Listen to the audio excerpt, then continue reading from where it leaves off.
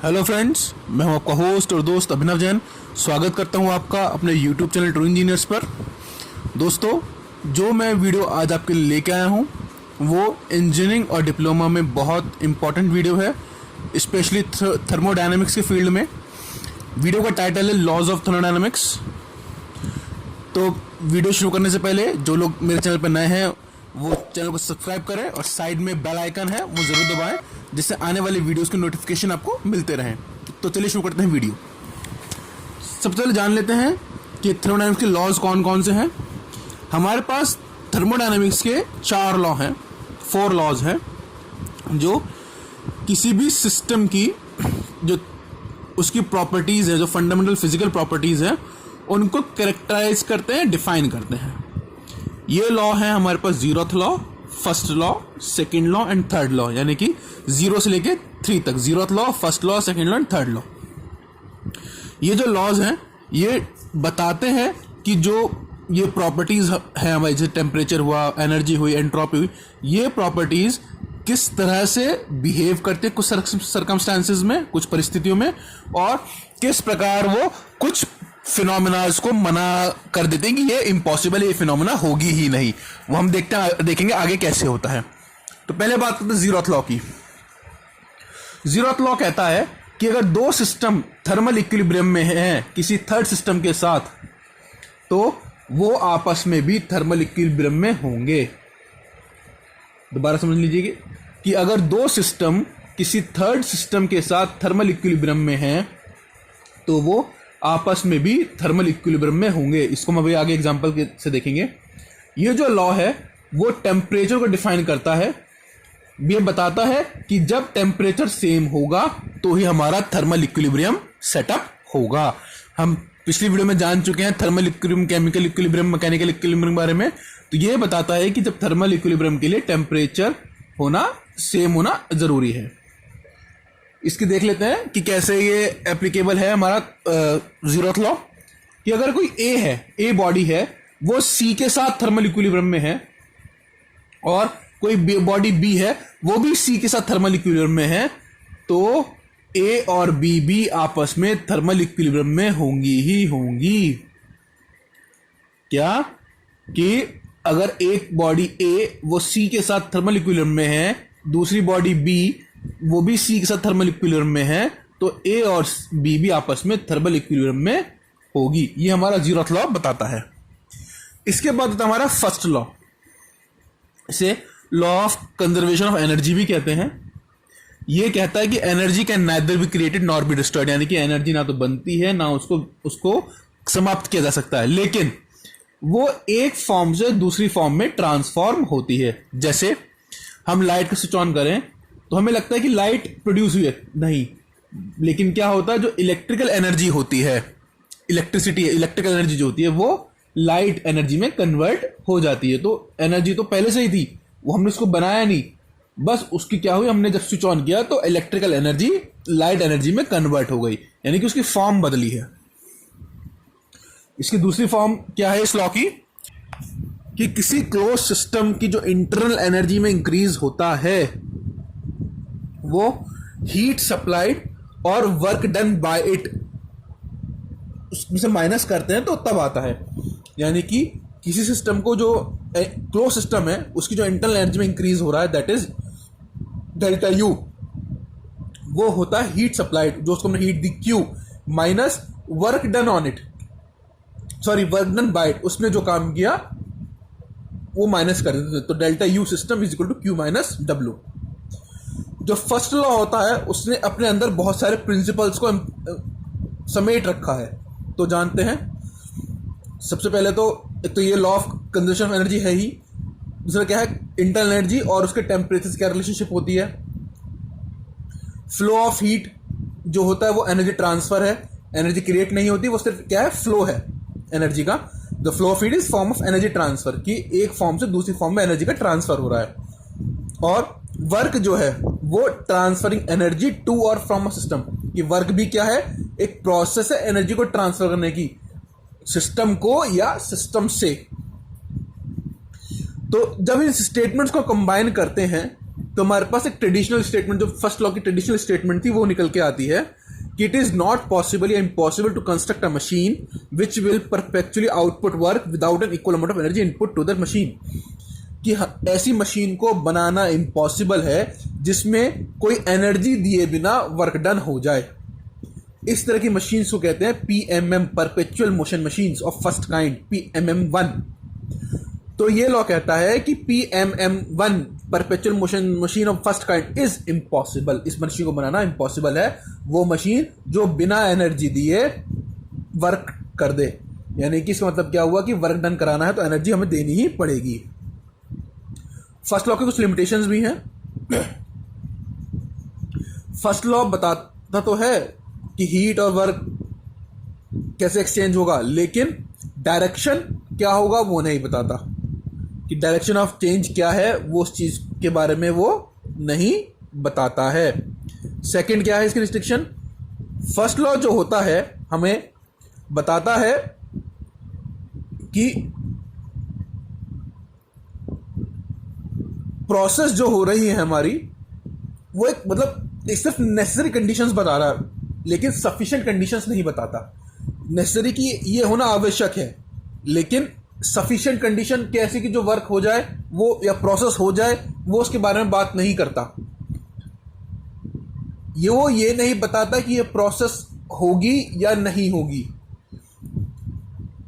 इन तीनों के आंसर्स हमें मिलते हैं सेकंड लॉ ऑफ थर्मोडायनामिक्स से। चलते हैं सेकंड लॉ ऑफ थर्मोडायनामिक्स की तरफ। सेकंड लॉ ऑफ थर्मोडायनामिक्स क्या कहता है कि heat can be completely converted into work in a single process. कि हीट को हम वर्क में कन्वर्ट कर सकते हैं, but continuous conversion of heat into work requires a cyclic process. लेकिन अगर लगातार हमें हीट को वर्क में कन्वर्ट कराना है तो एक साइक्लिक प्रोसेस हमें चाहिए, हीट इंजन चाहिए। ऑल इंजन्स या ऑल अटेम्प्ट्स जिस फेल हो गए जो ऐसा इंजन बना सके जिसकी एफिशिएंसी 100% हो, यानी कि जो पूरी की पूरी हीट को वर्क में कन्वर्ट कर दे। इस लॉ की हमारे पास दो स्टेटमेंट आती है, कैल्विन प्लैंक स्टेटमेंट है और दूसरी क्लॉसियस स्टेटमेंट है। आपसे एग्जाम्स में by name Kelvin Planck statement और क्लॉसियस स्टेटमेंट पूछी जाती है। कैल्विन प्लैंक स्टेटमेंट एक क्वालिटेटिव स्टेटमेंट है जो कुछ प्रोसेसेस की इम्पॉसिबिलिटी को बताती है कि यह प्रोसेस इम्पॉसिबल है। ये क्या कहता है? It is impossible for an engine working in a cycle to transform a given amount of heat from reservoir completely into work। जो मैं बात कर रहा था आपसे, ये बताती है कि ये इम्पॉसिबल है कोई भी ऐसा इंजन बनाना कि जो एक साइकिल में काम करता हो और सारी की सारी हीट को किसी रिजर्वर से हीट ले सारी की सारी और उसको वर्क में कन्वर्ट कर दे। या ये कह लीजिए कि जितनी थर्मल एनर्जी है किसी सिस्टम में वो सारी की सारी वर्क में कन्वर्ट नहीं हो सकती। देखिए हमने इसमें डायग्राम दिखाया है कि पहला रिजर्वर से हीट ली, इंजन में गई, उससे हमें टोटल वर्क मिल गया। नहीं, यह नहीं है, पॉसिबल नहीं है। दूसरा हमने दिखाया है रिजर्वर से हीट आई, इंजन ने वर्क डन किया, ये पॉसिबिलिटी है इंजन काम करे। और तीसरी पॉसिबिलिटी क्या है? रिजर्वर से हीट आई, उसने वर्क किया, साथ ही साथ क्यों आप देख रहे हैं नीचे रिजर्वर में भी कुछ हीट वापस चली गई, दैट इज लॉसेस। तो लॉसेस तो होंगे ही होंगे, तो ये भी पॉसिबिलिटी है। लेकिन ऐसी पॉसिबिलिटी नहीं है कि जितनी हीट आई वो सारी सारी वर्क में कन्वर्ट हो जाए। तो हमारे पास दो पॉसिबिलिटी है कि रिजर्वर से हीट आए और इंजन पे वर्क हो,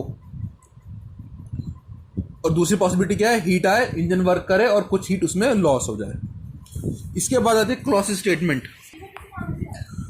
क्लॉसियस स्टेटमेंट क्या कहती है कि ऐसा कोई डिवाइस नहीं है जिसके लिए वर्क डन जीरो हो।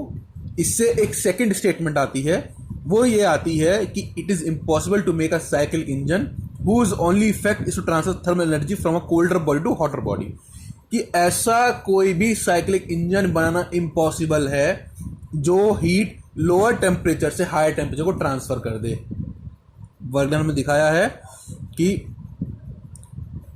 आप डायग्राम देख सकते हैं कि हमने दिखा रखा TL जो टेम्परेचर लो है, TH हाई टेम्परेचर। तो ये कह रहा है कि वर्क जीरो हो, ऐसी कोई सिस्टम नहीं है, ऐसे कोई साइक्लिंग इंजन नहीं है कि जहां से हीट, आप एरो देख सकते हैं कि हीट का फ्लो है जो हो रहा है TL से TH की तरफ, कि वो हीट उसमें low temperature to high temperature flow हो जाए। तो दो स्टेटमेंट आपके पास है, क्लॉसियस स्टेटमेंट और कैल्विन प्लैंक स्टेटमेंट।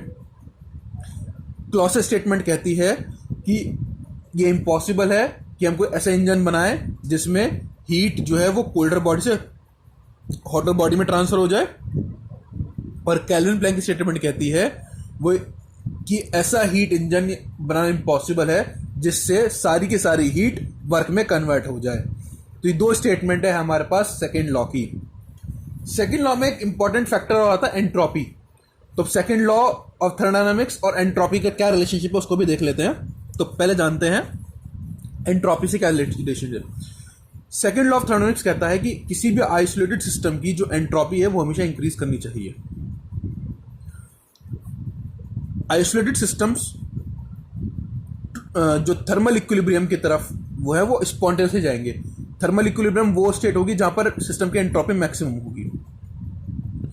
यानी कि वो क्या कहता है सेकेंड लॉ कि जो एंट्रोपी ऑफ द यूनिवर्स है, या यूनिवर्स क्या है, एक पूरा एक अल्टीमेट आइसोलेटेड सिस्टम है क्योंकि उसकी हीट और मास कांस्टेंट है, कि दो entropy of the universe only increases never decreases.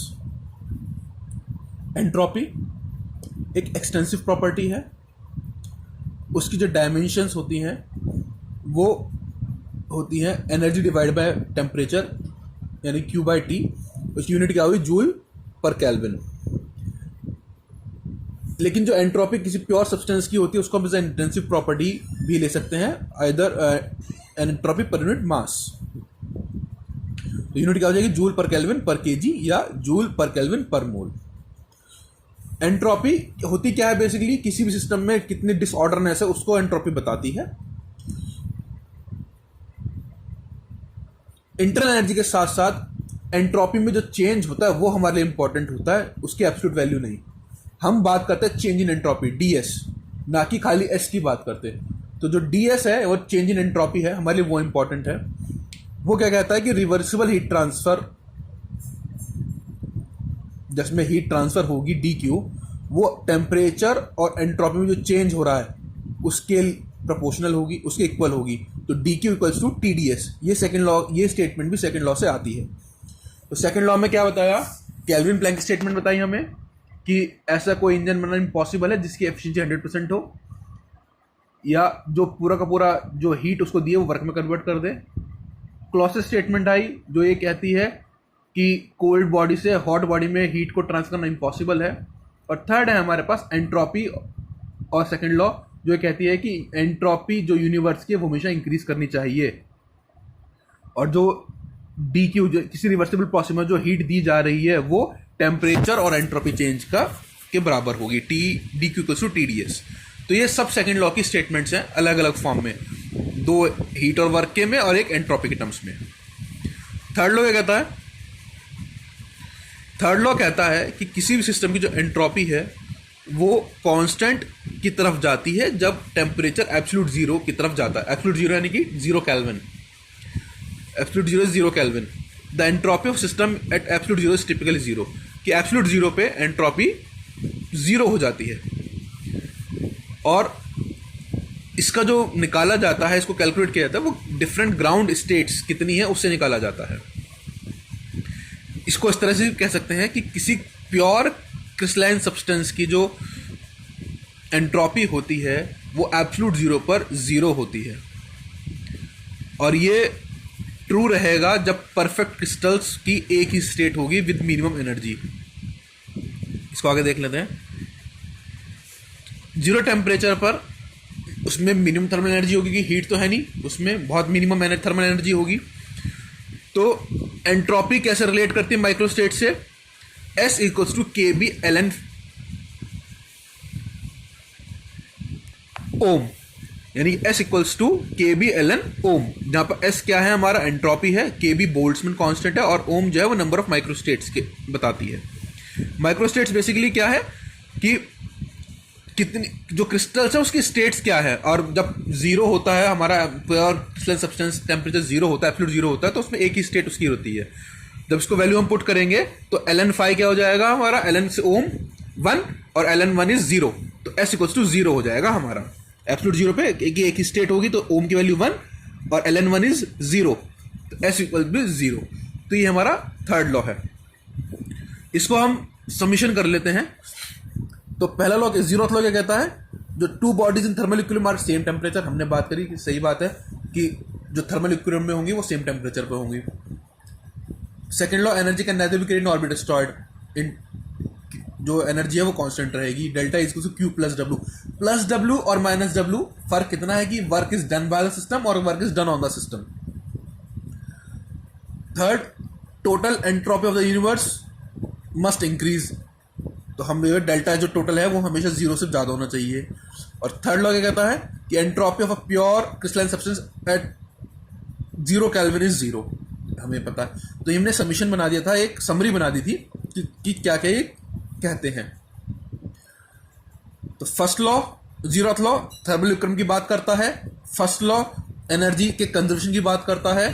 Second law energies के फ्लो की बात करता है कि एनर्जी फ्लो कैसे होती है। बताया कि ऐसा कोई इंजन नहीं है जो हीट को पूरा वर्क में कर दे, या क्लॉसिक स्टेटमेंट कहती है कि ऐसा कोई इंजन नहीं है जो कोल्ड से हॉट में ट्रांसफर कर दे।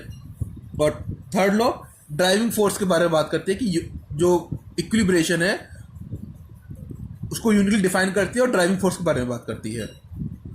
यहाँ देख लेते हैं हम। जीरोथ लॉ इक्विलिब्रियम प्रिंसिपल है, फर्स्ट लॉ एनर्जी प्रिंसिपल है, सेकेंड लॉ एंट्रोपी प्रिंसिपल है और थर्ड लॉ टेम्परेचर प्रिंसिपल है। ठीक है, तो हमने आज जो जाना थर्मोडायनामिक्स के 3 लॉ के बारे में जाना, सॉरी 4 लॉ के बारे में जाना, zeroth law, first law, second law and third law. उम्मीद करता हूं कि आपको वीडियो पसंद आई होगी, लॉज आपको समझ आए होंगे। आपको वीडियो पसंद आई हो तो उसे लाइक करें, कमेंट करें, शेयर करें और मेरा चैनल ट्रू इंजीनियर सब्सक्राइब करें, जिससे आने वाले सभी वीडियोस के नोटिफिकेशन आपको मिलते हैं और बेल आइकन जरूर दबाएं। Thanks for watching, thank you.